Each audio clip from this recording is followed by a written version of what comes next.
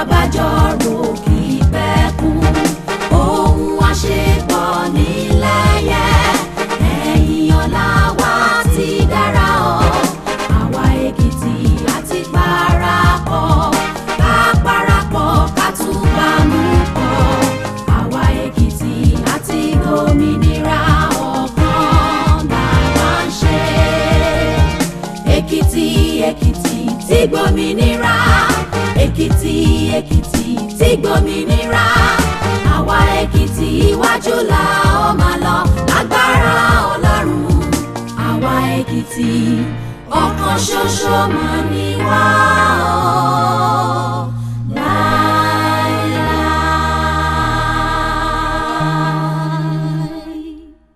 Ekiti, I bring you warm greetings, and I hope this meets you all hale and hearty. It is my pleasure to address you again at this point to give you an update on the fight against COVID-19 pandemic. You will recall that in the exercise of provisions of extant laws and the 1999 Constitution of the Federal Republic of Nigeria as amended, I recently announced the very difficult decision to impose restrictions on movement within the state for an initial period of 14 days. That is from March 30th to April 13th, 2020. This was part of the measures taken to prevent the spread of the COVID-19 virus in our dear state. We're now halfway through this, and I am checking in to provide some updates and words of encouragement to us all. I must start by reiterating that the pandemic remains active. It is scourging across jurisdictions around the world and causing governments at different levels to take collaborative and sometimes desperate actions to stem its spread and limit its impact on the lives of the people. Now and more than ever before, the words of Martin Luther King Jr. ring true when he says humanity is caught in an inescapable network of mutuality, tied in a single garment of destiny. We're all in this crisis together, and Ekiti State is not left out. While it may seem to be all discouraging news about the virus, I am pleased to inform you that there is a good cause to be optimistic, as medical scientists around the world, including Nigeria, are making appreciable progress in containing the virus. Many countries have been able to get ahead of the curve and are beginning to see the number of confirmed positive cases reduce, while more and more affected people are making full recovery. This has been our experience in Ekiti State, as the first index case we had has now made full recovery and has been discharged. We, however, currently have another confirmed case who is receiving treatment at the State Isolation Center. We're looking forward to his quick recovery and discharge too. In collaboration with federal government entities, the Ministry of Health and the Nigerian Center for Disease Control, NCDC, as well as counterpart state governments, we're working hard to sustain the positive momentum and repeat victory as we have done in the past. I must, however, warn that as things stand today, there is still no cure for the ailment, and we must not let our guards down. Strict social distancing measures, aggressive contact tracing, targeted testing, and mass enlightenment on the need for improved hygiene and frequent hand washing remain our best arsenals in this war. I am optimistic and prayerful that someday soon the world will be rid of this crisis, and in Ekiti State we will have our own testimonies. I assure you that in the coming days, when all this is over, we will convene as a state to offer thanksgiving to God and to honor the many heroes that are on the front line of the state's COVID-19 response.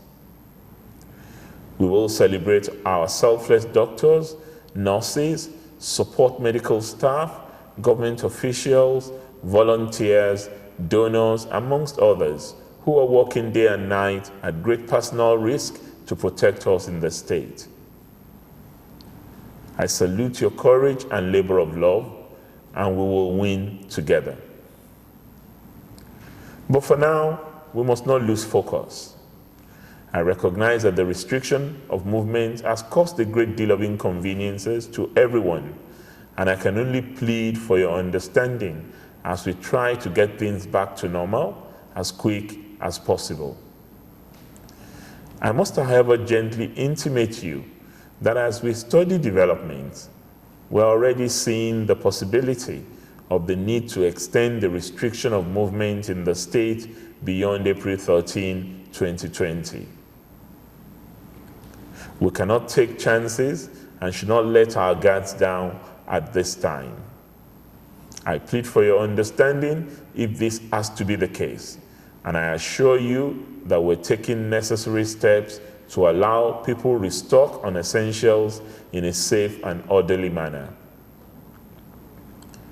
To this end, I have directed that the restriction of human and vehicular movement be relaxed between 6 a.m. and 2 p.m. for tomorrow, Tuesday, April 7, 2020, and for 6 a.m. to 2 p.m. on Thursday, April 9, 2020, to enable citizens restock essential items in preparation for the Easter festivities and Ramadan fasting. However, movement between towns and local governments is still prohibited. In other words, the restriction on human and vehicular movement during the day will resume after 2 p.m. on the specified days. Meanwhile, night curfew remains in force for all days while the initial regulation lasts. For the avoidance of doubt, the Ekiti State Coronavirus Disease Prevention of Infection Regulations 2020 remains fully in force. The temporary lifting of restriction of movement for 8 hours on Tuesday and Thursday respectively is not a complete reversal of the existing measures, as restriction on human and vehicular movement will resume fully once the break hours have lapsed. I need to also reiterate that during the relaxation of movement restrictions, all existing regulations about social distancing and public transportation should be strictly observed. No overloading, no close contact, and no long distance travels shall be entertained. All businesses and other entities shall remain closed, save for the business or entity involved in the production, supply, or provision of an essential goods and services. The Oja and Oja BC market shall remain closed. Retail shops and shopping malls must be closed, except where essential goods are sold.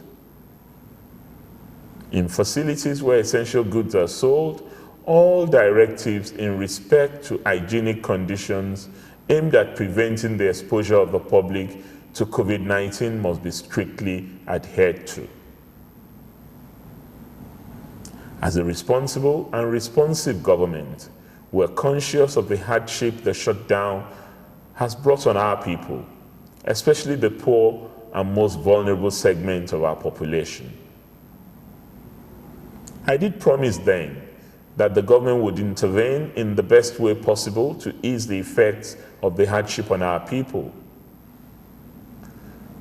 It was in fulfillment of this promise that I earlier today flagged off the distribution of palliative food supplies to the vulnerable segment of our state.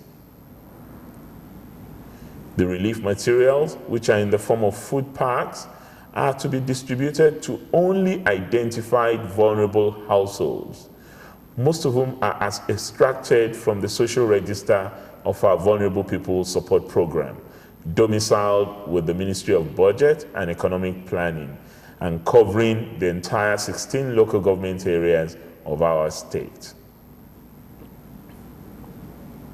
Similarly, in order to get the necessary resources needed to support our people and to further ameliorate the sufferings of the weak amongst us during this trying time, I have set up the COVID-19 pandemic support account to receive donations from Ekiti at home and abroad, and friends of the state to support efforts aimed at containing the pandemic in the state and to provide palliative for vulnerable persons.